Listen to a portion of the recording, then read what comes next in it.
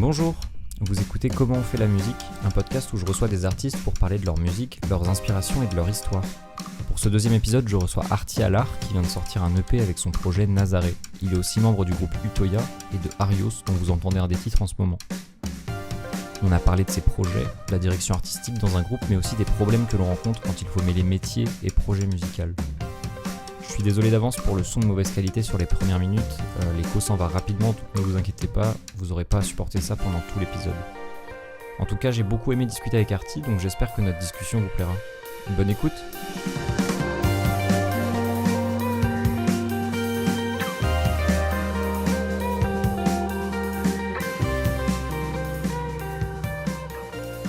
Donc bonjour Arty. Salut.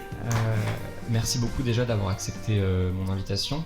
Bah merci à toi, surtout de m'avoir Du coup, invité. je vais te présenter vite fait. Tu t'appelles, tu me dis si je me trompe ou si j'oublie des trucs. Vas-y. Surtout. Tu t'appelles du coup Arthur Allard, t'as 28 ans. Ouais, c'est T'as ça. fait partie de pas mal de projets ces dernières années. On t'a retrouvé à la base dans Arios, à la guitare et au clave dans Utoya, et du coup t'as ton projet solo où tu joues un peu de tout ça qui s'appelle Nazaré. Ouais, tout à fait, c'est ça. Bon. Du coup, pour rappeler vite fait aux gens, on est toujours en confinement, donc on s'appelle chacun chez nous.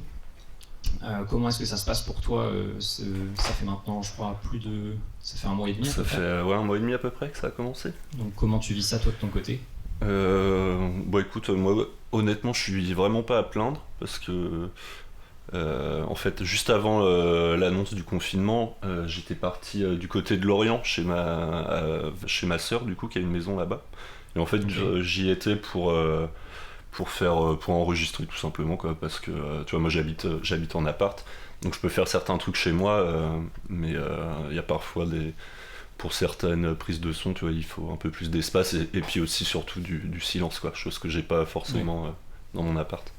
Donc là t'es tout seul dans une Donc dans ouais, une là je suis maison. tout seul dans une maison donc ouais ça va, je suis pas à plaindre. Je me suis bien occupé au début en faisant pas mal de musique. Ouais, t'as réussi à rendre Ouais, ça ouais, bah créatif.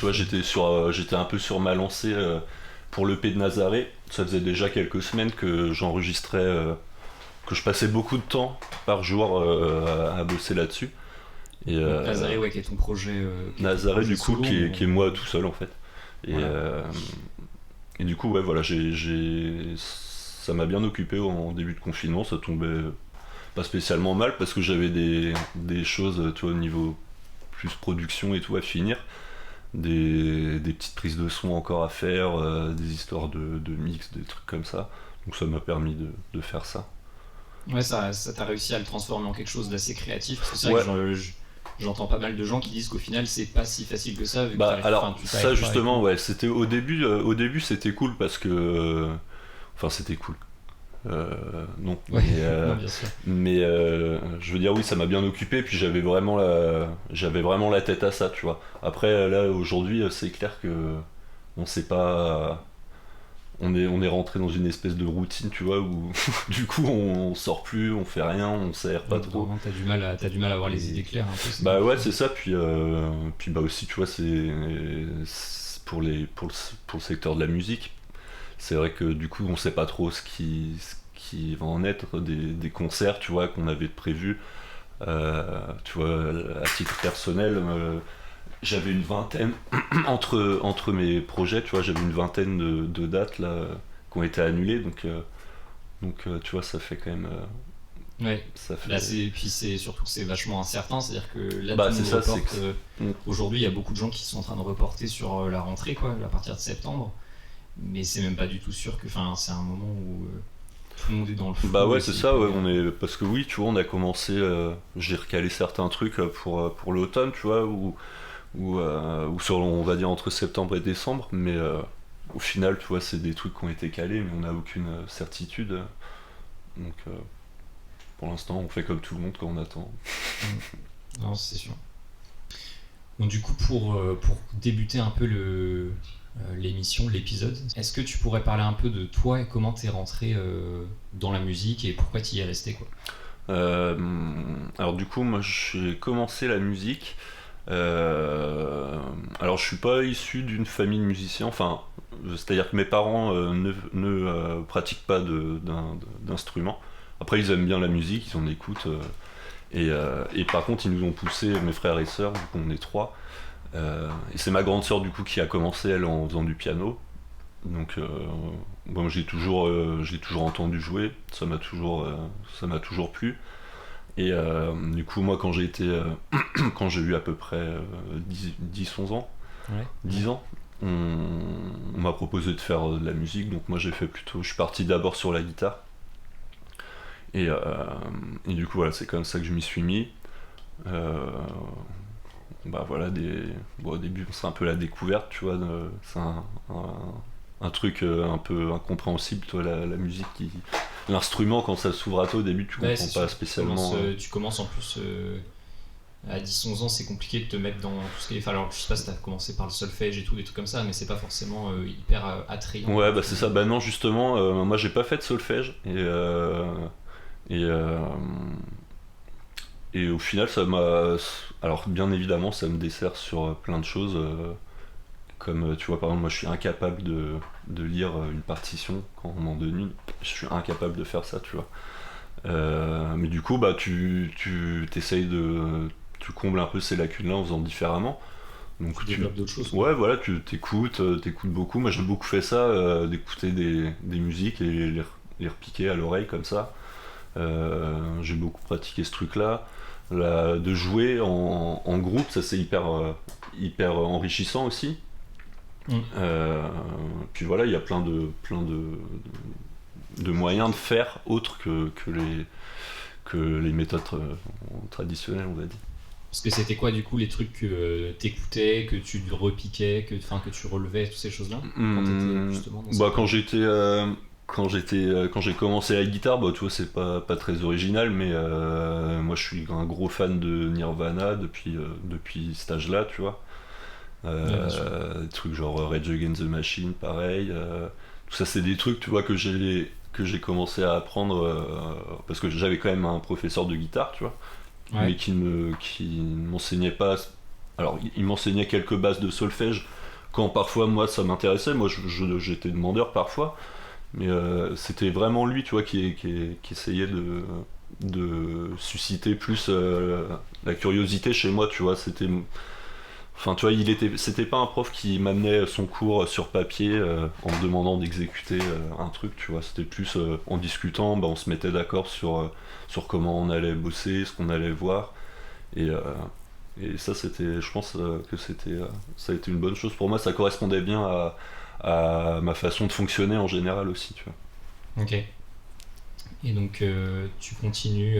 Est-ce que, enfin, du coup là t'apprends, mais t'es comme beaucoup de gens qui sont du coup qui apprennent la musique. T'as beaucoup de gens aussi qui font des cours, qui restent 1 an, 2 ans et puis qui arrêtent après, ça leur plaît pas forcément. Ouais. Toi du coup tu t'accroches à ça. Moi, je suis quand même resté du coup avec ce prof quelques années parce que bah du coup au fur et à mesure il y a mon petit frère qui s'y est mis aussi.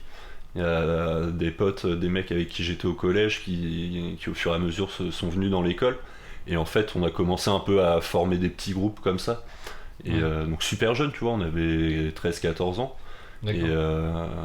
et tu vois, ouais, voilà, on faisait en sorte que les participants au cours se complètent bien, tu vois. C'est-à-dire que les nouveaux arrivaient, tu vois, mais genre, parfois ils avaient envie de jouer d'un instrument, mais on lui disait, ouais, mais toi, il manque plutôt un batteur ou un bassiste, tu vois. Ça c'était à l'école de musique du coup. Ouais, carrément. Et c'était carrément dans. Ouais, voilà, la finalité des cours, c'était de créer un groupe, tu vois. Alors, Ouais, ils jouent ensemble. on avait des petits rendez-vous, tu vois, les trucs que tu fais en école de musique, des concerts pour la fête de la musique, des choses comme ça, des petits concerts dans des bars et tout. C'est comme ça que j'ai commencé aussi. Et, tu vois, on faisait des groupes, on montait un petit répertoire d'abord de reprises, puis après on commençait à faire des petites compos. Et puis ça a continué comme ça. Et du coup ouais, t'as un moment où tu... C'est à quel moment que tu te dis que t'as envie de faire ça du coup de ta vie quoi, parce qu'aujourd'hui c'est ce que tu fais de ta vie. Ouais, aujourd'hui je fais que ça. Euh, Bah, c'est venu fin de collège, début de lycée. bon bah autant dire que c'était pas le genre de métier qui collait avec ce qu'on attendait de moi, toi, à l'école par exemple, ou des choses comme ça. C'était, toi, le métier de musicien, ou même ne serait-ce que de travailler dans le secteur de la musique, c'était vraiment un truc, et pourtant c'est pas si vieux que ça, tu vois, mais c'était vraiment, c'était un peu inenvisageable, quoi. T'étais pas dans un monde qui était plutôt encourageant vis-à-vis de ça, mais tu parles plutôt des profs ou de ta famille Ah non, non, pas du tout. Ma famille, ils m'ont supporté à fond, tu vois, mais c'est... Alors après, dans l'école, il y a de tout. Bien sûr, il y a des super profs qui m'ont toujours encouragé, tu vois, dans cette voie-là. Mais c'est vrai que c'est, par exemple, tu vois, on parle souvent d'orientation, de choses comme ça, quand on est à l'école. Et ben, tu vois, quand toi, ton souhait, c'est de t'orienter dans le monde de la musique, c'est une voie assez obscure, tu vois. À la limite, même les concerts d'orientation, elles savent pas de quoi ça Bah non, parle. non, c'est clair, tu vois. Mais après, toi, faut pas leur en vouloir, c'est que Ah non, mal, bien on sûr. est mal. Je pense que c'est tout un truc qui est à revoir. Mais bon, ça, c'est encore un autre débat, quoi. Alors du coup, moi j'ai une question, puisqu'il y a eu une coïncidence un peu marrante, parce qu'on se connaît depuis quelques temps, même si on se connaît pas bien. Mais du coup, là, pour le dernier épisode, enfin pour le premier épisode, pardon, en fait je faisais des recherches pour Fears, donc, qui est le nom d'un musicien pareil que je Mais connaissais. oui, oui, oui. Et en cherchant, du coup, je suis tombé sur Furs, First, ouais. Ouais, avec un U. ouais, c'est ça. Et donc c'est un... J'ai vu en fait j'ai vu que t'étais dedans. Ouais, Le mais c'est ça, band. c'était mon groupe de... En fait, ça, c'est le groupe que j'ai formé à la base avec des potes fin de troisième, je pense, au collège. D'accord. Ouais, donc c'est... Et ouais, ça remonte. Et au final, c'est un groupe avec lequel on a joué quelques années. Ouais, j'ai vu ça. Et on a fait on a eu un parcours cool, tu vois, pour... Là, vous êtes... Alors dis-moi si je me trompe, vous êtes retrouvés au Vieille Charrue. Ouais, c'est ça, tu vois, Ouais. on a fait quelques festivals là en Bretagne. On avait fait les Transmusicales à Rennes. On avait Ouais, donc, fait le Pont du Rock à Malétroit. Tu vois, on avait joué dans quelques bonnes salles. On avait joué un peu partout enfin un peu partout en France, au moins dans quelques villes. Donc ouais, c'était une bonne expérience, surtout pour le coup, on était assez jeunes. Donc Ouais, quand tu fais les charrues, t'as à peu près... t'as quel âge du coup? euh, j'avais 20 ans. Ouais, donc c'est plutôt jeune pour faire un festival de cette taille-là. Et Ouais. du coup, donc à ce moment-là, t'étais déjà sûr, toi, que c'était ça que tu voulais faire de ta vie. C'était... Ouais, carrément. Là, déjà à cette époque-là, ouais, à 20 ans, c'était déjà ce que je voulais faire.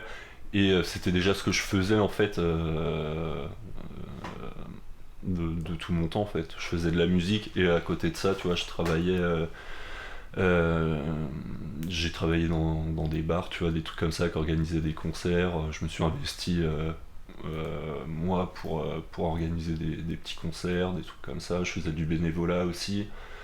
Euh, donc, tu vois, c'est ça dans la musique, tu vois, c'est aussi un truc qui me plaisait, c'est que t'as pas de. T'as, t'as plusieurs chemins en fait qui peuvent te mener Ouais. là et t'as plein de parcours possibles, t'as plein de métiers au final différents. Et ça m'a toujours plu de jongler un peu avec toutes les casquettes aussi. Parce que pour vite fait finir avec le côté, on va dire, école, toi, Mm. t'es allé au lycée du coup? T'as passé ton bac? Ouais, je suis allé au lycée, j'ai arrêté. Non, j'ai pas passé mon Non, bac. t'as pas passé le bac. Non, j'ai arrêté. Ouais, bah le lycée c'était assez chaotique pour. Pour ouais, non, non, ça m'a pas trop plu. Et du coup, t'es ouais, direct parti. j'ai arrêté ça. Après, bon, ça a été un peu compliqué parce que t'arrêtes le lycée comme ça, tu vois, avant de trouver un boulot ou même, toi, par exemple, ça aurait pu être une autre formation ou quelque chose, mais non, je voulais vraiment faire de la zig, donc je me suis formé un peu, tu vois, un peu sur la technique, aussi un peu plus sur la théorie de la musique. À côté de ça, tu vois, je cherchais du travail, et puis à un moment, j'ai travaillé au Bruit qui court à Vannes, qui était un, un bar qui organisait pas mal de soirées, D'accord. soirées concerts. Qui n'existe plus. Qui n'existe plus, non. Ouais. Non, non, qui n'existe plus. Donc j'ai bossé là. À côté de ça, bah, moi je faisais toujours de la zik en tant que musicien. Et Et puis voilà, de fil en aiguille, j'ai atterri, j'ai fini par travailler à l'Econova, du coup, tu Ouais, connais. c'est ça. Là, Et voilà. qui est du coup la. On va peut-être du coup expliquer un peu. C'est la Ouais. salle de concert de Vannes C'est ça, ouais. et qui a des locaux de répétition du coup. Ouais, donc c'est Et ça, toi, c'est un lieu. tu travaillais là-bas. Ouais, c'est ça. Moi, j'ai travaillé. Donc, je suis arrivé à l'Econova en 2013. Ouais, c'est ça, 2013. Et, euh, et du coup, donc je suis arrivé en tant qu'assistant assistant studio. Donc, je faisais l'accueil des groupes qui venaient répéter. Tu vois, je leur expliquais comment s'occuper du matériel, comment le faire fonctionner, enfin voilà, je faisais de l'accueil, quoi. Je faisais de la gestion de planning, des petits trucs comme ça. Puis j'ai commencé au fur et à mesure à être de plus en plus polyvalent, tu vois, à faire un peu plus de technique, c'est-à-dire faire par exemple un peu d'enregistrement, euh, faire ce qu'on appelle du plateau. Donc ça c'est plus pour la partie concert. Donc là c'est quand même une approche plus technique. Mais voilà, tu vois, le faire du plateau, c'est en gros la gestion un peu du matériel utilisé sur scène, son installation, le bon fonctionnement, et puis le rangement, faire les rotations de matériel sur scène, faire respecter les horaires auprès des groupes, de tout le monde. Donc voilà. Donc ça a été ton job pendant combien de temps ça? Pendant 4 ans. D'accord. Ouais, j'ai fait ça pendant 4 ans. Et donc, parce que du coup, alors, pendant, à ce moment-là, Furs c'est fini. Ouais, ouais, ça n'existait plus. Et toi, tu te retrouves, on va dire, sans groupe ou t'avais déjà d'autres projets, Non, tu jonglais j'avais un projet solo déjà, D'accord. qui s'appelait Modern Death, avec, euh, avec lequel j'avais fait une petite dizaine ou une quinzaine de concerts. Et voilà, j'ai sorti un petit EP. Mais voilà, j'étais pas encore tout à fait assez à l'aise, tu vois, techniquement et personnellement, tu vois, pour faire un projet solo, bien le mener, quoi. Enfin, c'était cool de le faire, mais voilà, en le faisant, je me suis rendu compte il fallait que je travaille encore, quoi. Ouais. Et ces projets-là, tu les. Enfin, ce projet-là, mais là, quand tu es quand t'es à l'Econova, donc que tu bosses, c'est quand même. Ça te prend quand même pas mal de temps. T'arrives à lier les deux, à continuer à faire des Aussi, concerts. ouais, c'était un peu le problème du coup de ce boulot que j'adorais. Mais c'est que du coup, effectivement, c'était du travail le soir, en week-end, et du coup sur des créneaux de possibles concerts. Donc c'est vrai que au fur et à mesure des mois, des années, tu vois, j'ai ressenti un peu de frustration de ce côté-là, tu vois. Et donc c'est pour ça que je continuais toujours à faire de la musique, à composer, tu vois, à répéter avec des groupes. J'arrivais à faire des concerts, j'arrivais à me libérer, à m'arranger, il n'y avait aucun souci. Mais par contre, je pouvais pas le faire vraiment, je pouvais pas me mettre dedans à 100%. Ouais, donc ça devenait un. C'est comment dire, le mix entre eux. Faut trouver le bon équilibre. Et c'est à cause de ce manque de temps, du coup, que tu finis par arrêter ce job. Euh, ouais, bah, pour plusieurs raisons, Oui, tu vois, j'avais un peu fait le le tour. tour de ce que je pouvais faire à ma place là. Moi, j'avais vraiment envie de faire de la musique, tu vois, de m'investir à fond dans un ou plusieurs projets. Et, euh, et du coup, ouais, j'ai pris la décision d'arrêter. J'arrivais en fin de contrat. Et du coup, voilà, ça s'est pas renouvelé. Et, voilà, ensuite j'ai arrêté voilà, pour vraiment avoir plus de temps pour moi. D'accord. Donc, on va peut-être raconter un peu du coup les différents groupes dans lesquels tu joues. Parce que moi, du coup, je t'ai découvert avec Arios, Ouais, qui est un. Alors, comment on définirait Arios? C'est du post-rock, c'est ça? Ouais, Arios, ouais, on résume ça un peu à post-rock, avec pas mal d'éléments un petit peu électroniques, electronica, tu vois, un petit peu ambiant. C'est de la musique instrumentale, donc il n'y a pas du tout de chant.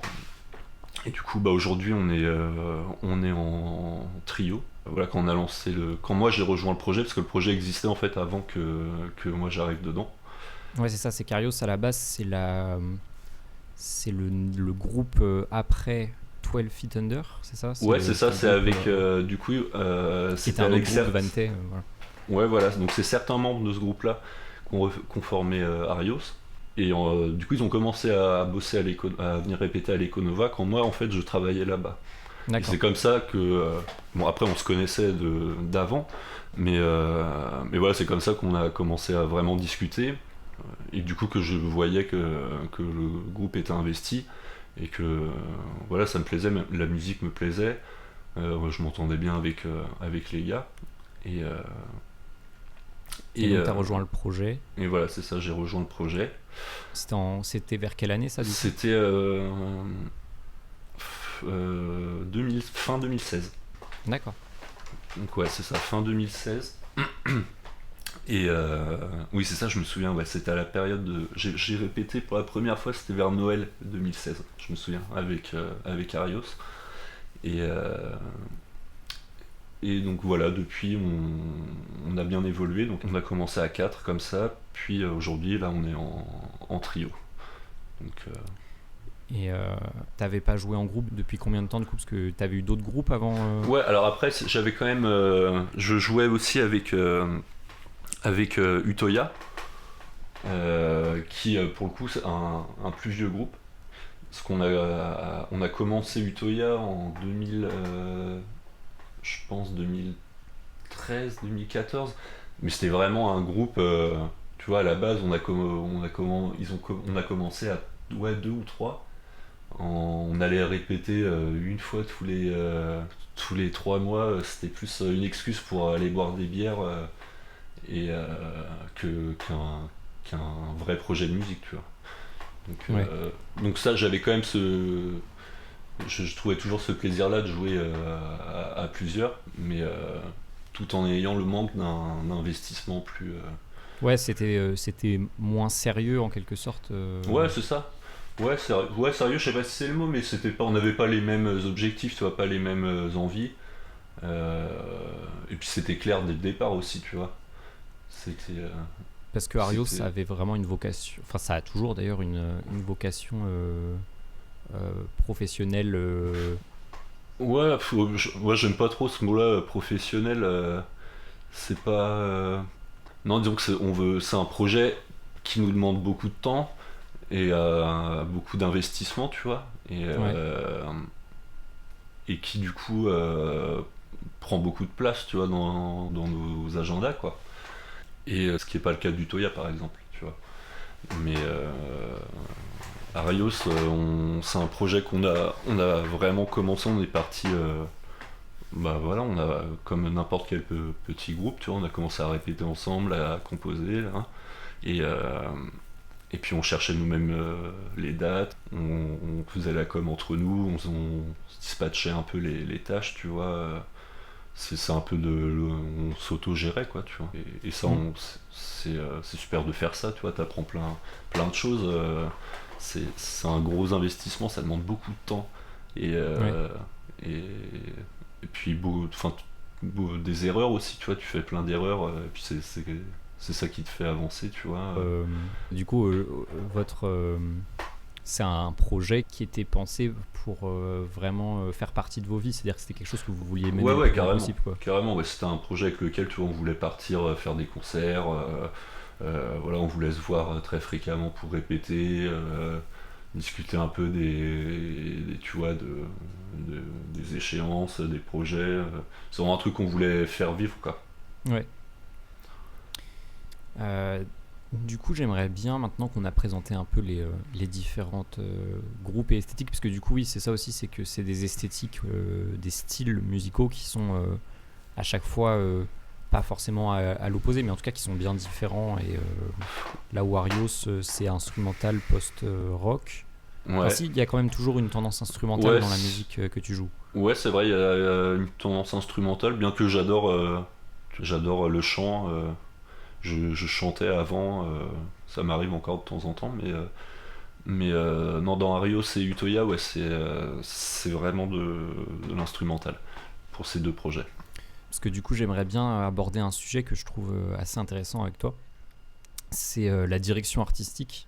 Donc pour vite fait recadrer, dans un projet musical, il y a on retrouve plusieurs schémas de répartition des rôles, et notamment sur la composition. Donc par exemple, certains groupes vont fonctionner avec un leader compositeur qui va driver le groupe en quelque sorte, c'est-à-dire ça va être lui qui va composer, et puis les autres, même si c'est pas toujours juste, ça reste assez caricatural. On va parler comment dire, ça va plutôt ressembler à de l'interprète, Ouais. enfin, Oui, non, mais je vois ce que tu veux dire. donc toi, tu as été dans un projet à 5 membres avec Utoya, Ouais, Utoya, on était 5 au départ, ouais. 4 pour Furs, 3 avec Arios, et puis tu as Nazaré où tu es tout seul. Donc tu as expérimenté un peu plein de configs. Et est-ce que toi, tu as observé des différences vis-à-vis de justement la direction artistique? Euh, Bah, en fait, tout. Ça, c'est des discussions, tu vois, qu'on a en général quand on crée un peu un projet, quoi, quand on Ouais. le lance. Parce que bah, c'est sûr que ça peut être sujet à de tension un peu. Ou, tu vois, si par exemple il y a un mec qui veut s'imposer leader, mais qui ne le dit pas clairement aux autres membres du groupe, tu vois, forcément ça va droit dans le mur. Donc, non, faut que ce soit clair. Après, bah. Oui, effectivement, bien sûr qu'à chaque fois qu'on compose en groupe, oui, il faut faire des compromis un peu. Si tu veux rester dans cette démarche d'échange et de partage de boulot, tu vois, faut faire des compromis, sinon. C'est ça, c'est que toi, dans les groupes dans lesquels tu t'es retrouvé, c'était des projets où tous les membres avaient enfin, tous les musiciens avaient leur mot à dire, c'était quelque chose de collégial, la composition. Ouais, en général, oui, ça a toujours été comme ça. Euh, Après, moi, j'ai toujours. C'est pour ça aussi que j'ai un projet solo, tu vois. C'est un peu. Tu vois, Ouais. c'est pour le coup, dans Nazaré, je fais vraiment tout ce que je veux comme je le veux, Ouais. sans poser de questions, et du coup, ça contrebalance un peu parfois la frustration que tu peux avoir d'un autre projet. Euh, mais bon, qui n'est pas une frustration.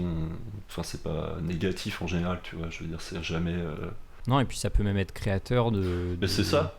C'est ça à la base, moi qui m'intéresse en musique, toi, c'est plutôt d'essayer des mélanges, tu vois, des trucs, de essayer vraiment de sortir un peu, tu vois, des sentiers battus, comme on dit.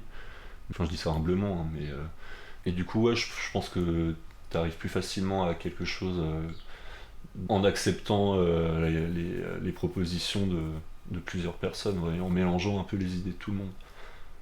Ouais, donc toi, en tout cas, c'est comme ça que les groupes pour lesquels tu as joué, parce que c'est pas forcément non plus quelque chose de mauvais. Des Ah fois, ouais, tu as mais des bien groupes sûr. qui sont totalement. Où tu as quelqu'un qui compose et qui arrange, et puis les Ah autres ouais, bien sûr, non jouent. mais c'est et puis c'est Et, moi il y a plein de groupes que j'adore comme ça. C'est juste que ouais, faut que ce soit clair, je pense, dès le départ quand tu te lances dans un groupe. Voilà, faut bien définir les rôles euh, et puis discuter quoi, surtout de. Ouais, c'est ça en fait. Franchement, quand tu te lances dans un groupe, faut bien discuter quoi, voir que tout le monde soit d'accord, tu vois, sur les objectifs, sur l'investissement à avoir, tu vois. C'est important aussi. Tu peux pas avoir deux mecs qui sont au taquet dans le groupe et un autre qui est jamais là et un autre qui sait pas trop, tu vois. Enfin, Ouais, c'est ça, c'est que derrière les disques et les clips et les concerts, tu as beaucoup de moments juste de discussion, d'échange autour du projet, quoi. C'est-à-dire que ça se retrouve dans hmm. tout, quoi. Bah oui, carrément, tu vois, ne serait-ce que répéter, tu vois. C'est pas forcément évident de répéter quand tu taffes à côté. Tu vois, nous, c'est pas le cas avec Arius, tu vois, mais ça peut être le cas dans des groupes, ceux qui peuvent avoir une vie de famille, tu vois, en plus de leur boulot. c'est sûr qu'ils peuvent ne pas avoir le temps de répéter. Et voilà, c'est pour ça qu'il faut toujours bien discuter, tu vois, des choses. Parce que toi, avant le confinement, parce que bien sûr qu'en ce moment c'est un peu à l'arrêt tout ça, mais t'étais enfin vous étiez sur des périodes de répétition. Avec Arios, Ouais. alors avec Arios, on était en phase de création, mais en même temps de production, on enregistrait pas mal.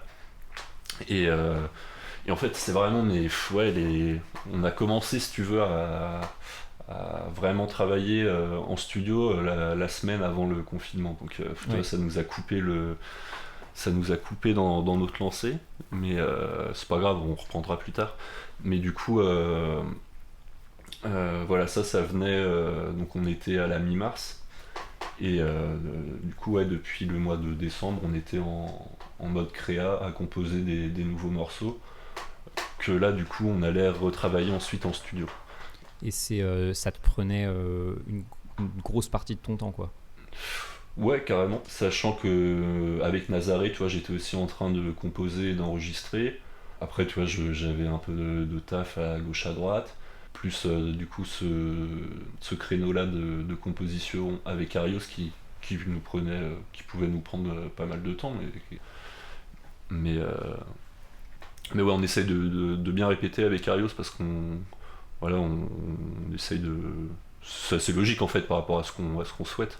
On aime bien quand on compose un morceau, tu vois, par exemple, on aime bien faire plusieurs versions, tu vois, pour avoir le choix, entre guillemets, ou avoir cherché un peu tu parlais de direction artistique, tu vois, bah, pour voilà, essayer des nouvelles directions, tu vois, ouais, par exemple, ça c'est un truc qu'on a fait pas mal, plusieurs versions d'un même morceau. Donc ouais, en général avec Arios, on taffe de manière assez intense, ouais.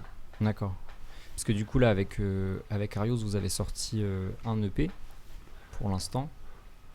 Oui, c'est ça, ouais. Et là, tu me dis que vous aviez tout juste commencé une période de studio. C'est pour aboutir à quelque chose en particulier?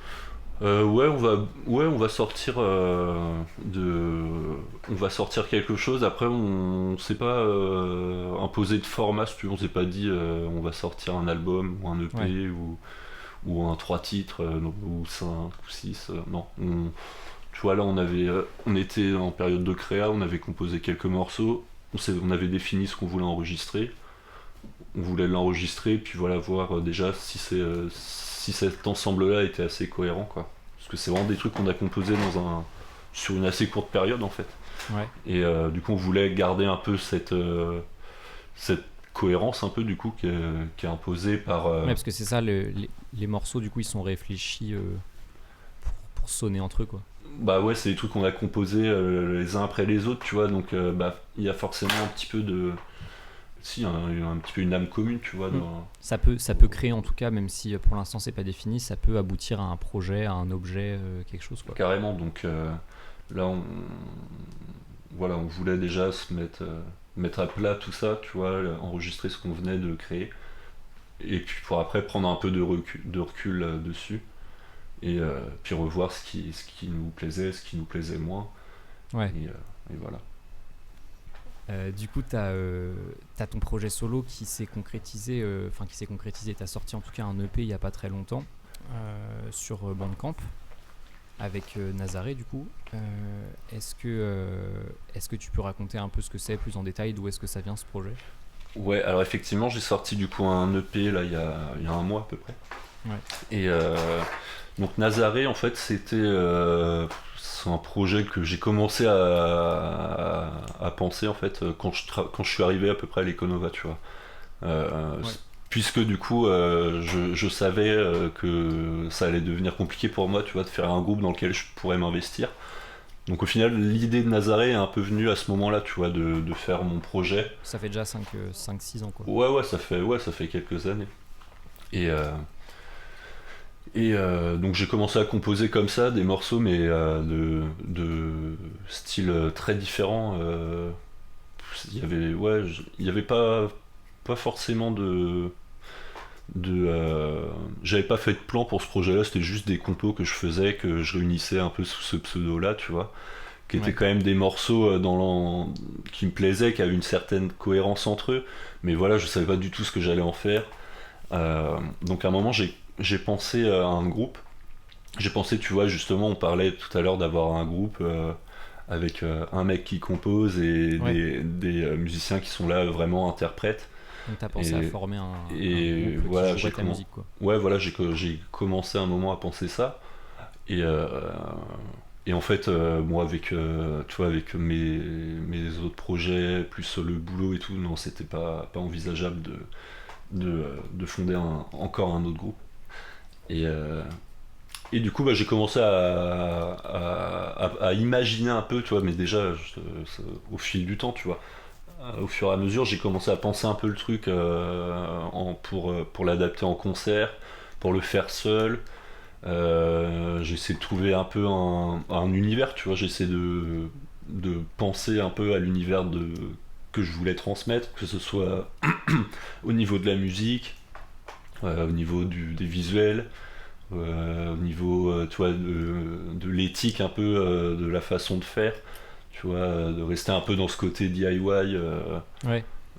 Parce que c'est vrai que tu as dit un truc que je trouve intéressant, c'est que on se rend pas forcément compte, mais on pourrait croire que ce qui prend le plus de temps dans un projet, c'est de composer et d'enregistrer, mais en fait le plus dur, j'ai l'impression, c'est de trouver l'univers, de trouver l'identité, de trouver le sens qu'on veut donner à son projet, quoi. Et du coup, là, ce que tu évoques, c'est le fait d'avoir mis... t'as beaucoup de réflexion avant de te lancer concrètement dans les compositions, quoi. Ouais, oui, carrément. Et tu vois, d'ailleurs, toi, pour te dire, il y a un morceau que j'ai sorti sur l'EP là, donc qui s'appelle Kerlan, le morceau. Ouais.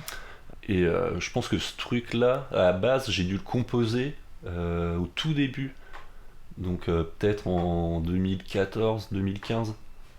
Tu vois, la première version de ce morceau que j'ai mis de côté après, que j'avais carrément oublié, quoi. Et puis c'est en refouillant, mais parce que tu vois, j'ai pas mal de projets de live, de créer, tu vois, des compos que j'ai fait, que j'ai stocké, tu vois. Projet live, c'est des fichiers Ableton, du coup. Ouais, voilà, pardon. Ouais. Donc un logiciel de montage son. Oui, voilà. Et donc au final, j'ai pas mal de matière comme ça que j'ai archivé au final, hein, depuis plusieurs années. Et parfois j'aime bien justement, tu vois, remettre un peu le nez dedans et trouver des... tu vois, il y a des trucs quand je les réécoute qui me sautent aux oreilles, tu vois. Aujourd'hui je me dis, bah tiens, ouais, ça c'était une bonne idée, c'était cool. Et du coup parfois je me resserre, tu vois, justement des compos que j'avais fait il y a quelques années, que j'ai jamais sorti du coup, pour en refaire une version qui me correspond un peu plus aujourd'hui. Donc c'est un projet qui est instrumental. Alors l'EP est instrumental, le projet non. À la base, il y a du chant. D'accord. Et après, ouais, effectivement, pour l'EP, j'ai choisi de rester sur le créneau pur instrumental. Et voilà, du coup, ça fait partie des prochains. Tu parlais de direction artistique, tu vois, bah voilà, pour le prochain morceau ou EP, je sais pas, que je veux sortir. Je compte justement, tu vois, remettre un petit peu de chant, explorer un peu d'autres trucs, quoi. Ok. Donc ouais, du coup, ce qu'on disait tout à l'heure, toi qui as fait pas mal de projets instrumentaux, et du coup le dernier EP de Nazaré était un projet instrumental, est-ce que la notion de message et d'identité que les gens vont peut-être faire passer par le texte, par les paroles des chansons, est-ce que c'est quelque chose sur lequel tu es sensible et sur lesquels tu as une volonté de t'exprimer, quoi? Oui, bien sûr, bah oui, moi je suis sensible au texte, au message en général, mais au texte aussi, tu vois, c'est pas parce que je joue pas trop de musique avec chant que j'en écoute pas, j'adore ça. Et alors après les messages, effectivement, il y a moyen de... Je pense qu'aujourd'hui, tu vois, tu peux faire passer des messages ailleurs que dans le texte. Toi, tu peux te servir des visuels, par exemple. Ouais. Ça c'est un truc que j'aime beaucoup, tu vois, le visuel, je trouve ça hyper important dans un groupe aujourd'hui. Parce que c'est toi qui réalises les visuels de Nazaré, du coup. Nazaré, ouais, c'est moi, ouais. Et donc, je pense que tu peux faire passer un message à travers, par exemple, des visuels, à travers une façon de procéder, tu vois, le DIY par exemple, le fait d'essayer de faire le plus de choses possible soi-même, bien que après, bien sûr que, tu vois, par exemple pour Nazaré, si je veux faire des stickers ou je sais pas des t-shirts, bah voilà, je vais pas, tu vois, voilà, j'ai mes limites, tu vois, dans ce que je peux faire. Mais après, voilà, je veux quand même avoir la main sur le visuel, la musique. Le fait d'être un peu indépendant dans ta démarche. Voilà, c'est ça, au final, ouais, c'est ça. Au final, c'est ça qui m'intéresse, toi, c'est d'être indépendant à travers ce projet. Donc t'as sorti un EP, tu me disais que t'avais d'autres morceaux qui pouvaient du coup contenir de la voix. Pareil, ce projet, est-ce que t'as envie de l'emmener quelque part? Est-ce que t'as des volontés autour des objectifs, comme tu disais tout à l'heure? Bah ouais, Nazaré, carrément, j'ai plein d'idées qui, bon, bah, pour l'instant, évidemment, sont mis un peu en suspens. Euh, donc déjà, il y a un live. En fait, j'ai fait 3 concerts avec Nazaré pour l'instant, où c'était vraiment, tu vois, j'expérimentais en concert quoi, des trucs, et ça s'est bien passé, ça correspondait bien à ce que je voulais faire. Ouais, c'est ça, ça colle aussi avec l'image dont tu parlais tout à l'heure, c'est le fait d'être un peu Mm. indépendant, quoi. Enfin, le côté vraiment chercher, Ouais, et se faire un peu tout seul, quoi. ouais, c'est ça. Et du coup, bah, toi, après ces 3 concerts-là, après chaque concert, tu vois, il y avait des trucs flagrants, tu vois, je me disais ça marche pas, faut que j'essaie de trouver une autre façon de faire. Et, euh, et donc, bah, malheureusement, pour Nazaré, j'avais 5 ou 6 concerts là. Ouais, de prévu. Et ouais, et bon, bah, ça aura lieu plus tard, c'est pas grave en soi. Mais, euh, mais du coup, ouais, ça m'a un peu coupé ça. J'aimerais beaucoup faire de la musique pour de l'image, tu vois, composer vraiment à partir d'images une musique. J'aimerais bien. J'aimerais beaucoup faire des concerts en fait, mais dans des milieux un peu. Ouais, j'aime pas ce mot-là, un peu insolite, tu vois. Non, mais dans le sens sortir du schéma classique des bars et puis des salles de concert. Voilà, ailleurs que dans les bars, dans les cafés-concerts, dans les salles. Tu vois, c'est un truc qui me plairait bien aussi de faire ce. Mais il y a quelque chose qui me parle quand t'expliques un peu tout ça, c'est que t'as l'air d'être vachement attaché aussi au côté visuel des choses, c'est-à-dire que tu parles de faire de la musique sur de l'image, de sortir d'aller dans des endroits, du coup, je suppose un peu plus beaux ou du moins qui dégagent quelque chose esthétiquement aussi quand tu parles de concert. Ouais, voilà, par exemple, ne serait-ce que, tu vois, je voulais faire un petit concert tu vois, dans une forêt, tu Ouais. vois, dans un musée, je sais pas, dans un café, tu vois, mais pas un bar, tu vois, plutôt un. Enfin, je sais pas, il y a plein d'idées, il y a plein de trucs à développer, tu vois. Bah même comme ce que vous avez fait avec Arios, il y a des lives vidéo qui se déroulent sur les rochers au bord de la mer, tous ces trucs-là. Ouais, voilà, ouais, tu vois, il y a ouais, plein de. Ouais, il y a plein, tu vois, il y a plein de trucs à explorer au final, autres que le parcours plus classique des cafés-concerts, des salles. Ouais. Et, Donc avec ce projet-là, c'est quelque chose que tu as envie en tout cas d'explorer quand tout sera rentré un peu plus dans l'ordre, quoi. ouais, ouais, carrément, ouais. C'est un truc qui me plaît bien. Donc avant de finir cet épisode, est-ce que tu as envie de recommander ou de faire découvrir un artiste aux gens qui écoutent, quelqu'un que tu écoutes maintenant ou que tu as écouté beaucoup, je sais pas. Hum, alors, récemment. Enfin, récemment, non, depuis quelques années, là. Je suis un gros fan de Birds in Row, un groupe français qui est plutôt orienté hardcore, punk, Ok. et qui est du coup qui est issu un petit peu ouais, du DIY justement, enfin qui est carrément même issu de cette scène-là. Et c'est un groupe qui me plaît, que j'aime beaucoup, tant au niveau musical que comment dire qu'éthique un petit peu, tu vois, si je peux dire ça. Côté un petit peu indépendant, Ouais. quoi. Encore une fois, on revient souvent à ça, mais ouais, c'est ça. Et, et donc c'est assez marrant parce que c'est un groupe qui tourne beaucoup à l'étranger. Ok. Et, je pense même ouais, qu'il tourne plus à l'étranger qu'en France. Ils ont un plus gros succès quand tu dis l'étranger, c'est plus. Ouais, ouais, c'est ça. Bah tu vois, c'est un groupe ils vont assez régulièrement faire des tournées de 40-45 dates aux États-Unis. Ah oui, pour un groupe français en plus, c'est pas évident parce que il y a beaucoup de gens qui font de la musique là-bas, quoi. Donc, C'est clair. Après, c'est un groupe qui a beaucoup tourné en France aussi, tu vois, mais je crois ne pas me tromper quand je te dis qu'ils ont d'abord plus tourné à l'étranger qu'en France. Ok. Trop cool. Bah moi j'irai écouter parce que c'est vrai que je connais pas trop. Bon bah merci beaucoup Artie d'avoir accepté de participer à ce podcast. Bah merci à toi. Merci pour l'invitation, c'était cool. Pour les gens qui connaîtraient pas, du coup, je vous conseille vivement d'aller écouter les différents projets dont on a cité. Et bah, je te souhaite bon courage aussi parce que bah, du coup, là, ça va reprendre tout doucement. Ça va être toute la saison des reports de concerts. Ouais, ça va être un peu là. Ouais, je pense que ça va être un peu le bazar. Ouais, mais du coup, ça va être aussi le moment de repartir et ça va être peut-être très dynamique. Du coup, ça va peut-être être un moment intéressant. Clair, je pense que ça peut être bien intéressant. Ouais, donc bon courage pour la suite et puis je mets en description les différents liens pour aller écouter ta musique du coup. Merci à toi pour l'invitation et bon courage pour la fin de ce confinement. Ouais, tchuss. Ciao. Merci d'avoir écouté cet épisode. Si vous voulez soutenir le podcast, vous pouvez rejoindre le compte Insta et partager cet épisode autour de vous, ça m'aiderait beaucoup.